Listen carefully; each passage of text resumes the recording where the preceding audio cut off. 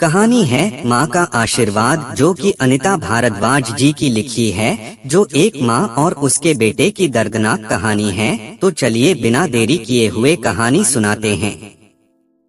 मेरी गलती थी कि अपने असल ईश्वर को यूं नौकरों के भरोसे छोड़कर खुद तीर्थ यात्रा पर चला गया। ईश्वर ने भी मुझे नकार दिया। मुझे माफ कर दो माँ, रोशन ने अपनी माता कावेरी जी से कहा। रोशन कावेरी जी का इकलौता बेटा था। रोशन जब छोटा थी तभी रोशन के पिताजी शहीद हो गए थे। कावेरी जी ने बड़ी ही मुश्किलों से रोशन को पाला। उसे कभी पिता की कमी महसूस नहीं होने दी। रोशन अब एक मल्टीनेशनल कंपनी में मैनेजर बन गया है। माँ को अपनी तपस्या का फल सामने देखकर बड़ी ही खुशी होती। माँ का सपना था कि जब रोशन अपने पैरों पर खड़ा हो जाएगा तो वैष्णो माता के दर्शन के लिए जाएंगी। पर रोशन की नौकरी के बाद रोशन को छुट्टी नहीं मिल पा रही थी। कंपनी के दोस्तों के साथ रोशन को भी बुरी संगत की हवा लग चुकी थी। माँ को हमेशा डर रहता कि कहीं मेरी सारी तपस्या बेकार ना जाए। माँ ने रोशन को कहा, बेटा 2 दिन ऑफिस से छुट्टी लेकर मुझे दर्शन कराने ले चलो। रोशन ने कहा, माँ अभी ऑफिस में बहुत काम है, मैं छुट्टी नहीं ले पाऊंगा। रोशन अब माँ की अधिकतर बातों को अनसुना ही करने लगा। रोशन एक दिन ऑफिस की पार्टी के बाद बहुत लेट घर आया। माँ को पता चला कि रोशन को अब नशे की लत भी लग चुकी थी।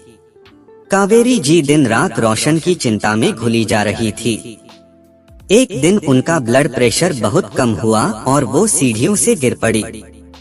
रोशन भी ऑफिस गया हुआ था। थोड़ा देर बाद जब काम करने वाली घर आई तो कावेरी जी को उठाया। उनको 2 दिन हॉस्पिटल में भी रहना पड़ा। रोशन को अब माँ की चिंता होने लगी। उसने माँ की देखभाल के लिए एक और काम वाली का प्रबंध किया। कावेरी जी ने मना भी किया पर रोशन नहीं माना। कावेरी जी ने कहा, बेटा मुझे मेरा पहले वाला रोशन वापस लौटा दे, मैं अपने आप ठीक हो जाऊंगी। रोशन ने कहा, माँ मैं तुम्हारा ही बेटा हूँ। ऑफिस के काम के अलावा दोस्तों को भी वक्त देना पड़ता है, वरना वो बात तक नहीं करते।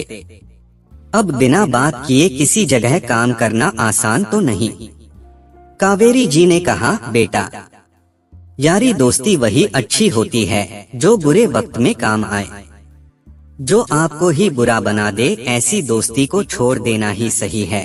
रोशन ने कहा, माँ तुम चिंता मत करो, ऐसा कुछ नहीं होगा। रोशन की कंपनी के दोस्तों ने वैष्णो देवी जाने का प्लान बनाया।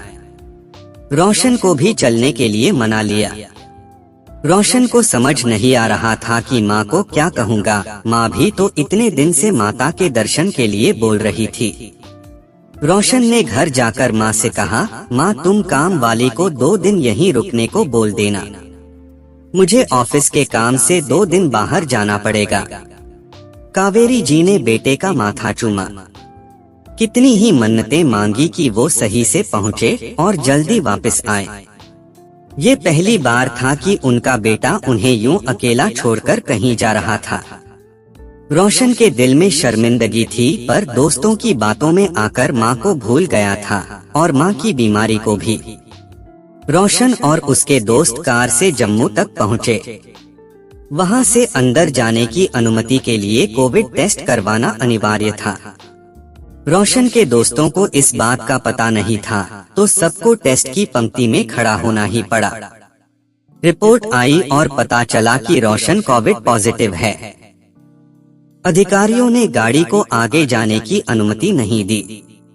रोशन के दोस्तों ने अपनी तरफ से जुगाड़ लगाने की भी कोशिश की पर असफल रहे। सब लोगों को वापस आना पड़ा। रोशन पूरे रास्ते सोचता रहा कि मुझे न इतना ज्यादा है, न कोई और लक्षण। बस मौसम की तब्दीली की वजह से रास्ते में हल्का जुकाम हो गया था। फिर कोविड पॉजिटिव कैसे? उसका दिल बार बार उसे यही कह रहा था कि माँ का दिल दुखाकर, माँ से झूठ बोलकर भगवान की पूजा करो तो भगवान भी आशीर्वाद नहीं देते। और आशीर्वाद मिलना तो दूर, रोशन को तो दर्शन तक नहीं नसीब हुए। घर पहुंचा, उसको देखकर माँ परेशान हो गई। 2 दिन का बोलकर इतनी जल्दी क्यों आ गया? रोशन आते ही माँ के पैरों में पड़ गया। माँ, मुझे माफ कर दो, मैंने तुम्हारा दिल दुखाया, तुमसे झूठ बोला, तुम्हें यूं बीमार छोड़कर दोस्तों के साथ चला गया। देखो, देवी माँ ने अपने दर्शन तक नहीं करने दिए मुझे। कावेरी जी बेटे को यूं परेशान होते देखकर बोली, बेटा कोई बात नहीं, दर्शन करने जा रहे थे तो बताकर चले जाते। मेरा तो सपना ही था कि तुम एक दिन माता के दर्शन के लिए जाओ। माँ, मुझे कोविड हो गया, आगे जाने से अधिकारियों ने मना कर दिया। कावेरी जी भी परेशान हो गई। दोबारा टेस्ट करवाया, अगले दिन रिपोर्ट मिली तो पता चला मौसम बदलने से थोड़ा बुखार और जुकाम था, इसलिए इंस्टेंट टेस्ट में पॉजिटिव रिजल्ट निकला था। रोशन को खुशी हुई कि वो ठीक है। उसने ऑफिस से छुट्टी ली और माँ के साथ माता दर्शन के लिए जाने का प्लान बनाया। 1 हफ्ते बाद की टिकट बुक करवाई और माता जी के दर्शन करके आया। दोस्तों, ये एक सच्ची घटना है। ईश्वर का असली रूप हमारे माँ बाप है। जब तक वो खुश नहीं होंगे, ईश्वर भी अपना आशीर्वाद नहीं देते।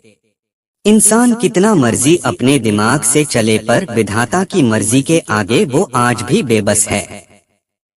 इस कहानी के माध्यम से आपको क्या समझ में आता है? अपनी राय जरूर दे।